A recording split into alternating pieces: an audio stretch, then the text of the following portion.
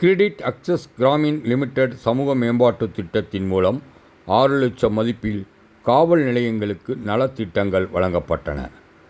திண்டுக்கல் அனைத்து மகளிர் காவல் நிலைய வளாகத்தில் சமூக மேம்பாட்டுத் திட்டத்தின் மூலம் தனியார் நிறுவனமான கிரெடிட் அக்சஸ் கிராமின் லிமிடெட் சார்பாக திண்டுக்கல்லில் உள்ள அனைத்து காவல் நிலையங்களுக்கும் நலத்திட்டங்களான டேபிள் சேர், மின்விசிறி, பீரோ, சேர்ஸ், செல்ஃப் மற்றும் பேரிகார்டுகள் உள்ளிட்ட 6 லட்சம் மதிப்பிலான பொருட்கள் இந்நிறுவனம் வழங்கியது.